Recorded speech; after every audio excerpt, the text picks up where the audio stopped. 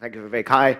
What a glorious day it's been, right from the morning with Ethan's magic down to Shish's riveting talk about how life is not about gathering wealth, but rather scattering it, down to Rajan's fantastic conversation about, some people are destined to be successful and some are determined to be successful, down to Michael Anti, Kalikesh, Rajdeep. It's been absolutely a riveting journey.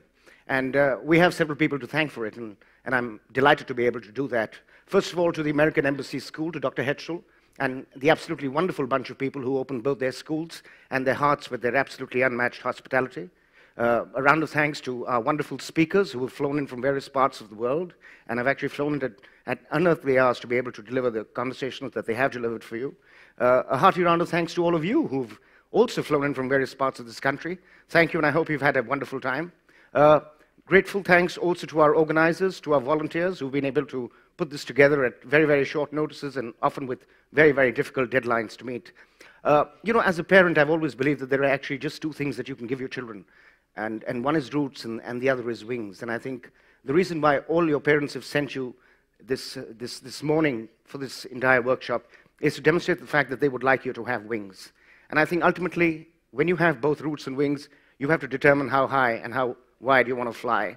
And I'd like to leave you with one wonderful little story which I've grown up as a child with. There was once upon a time a very wise man who lived up in the hills, and he was known for his sagacity and his wisdom. And one day a young man, just like you, decided to challenge his intelligence and his wisdom.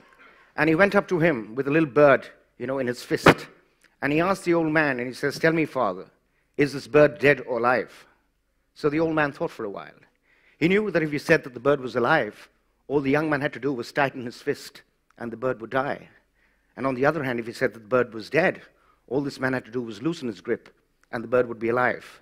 So the wise man looked at the young man and said, "Son, the answer is in your hands." And I think today, the answer really lies in your hands. What we've been able to attempt to do is put together an afternoon or an entire day where we've tried to inspire you with conversations, with knowledge, with wisdom which has been accumulated from across the world.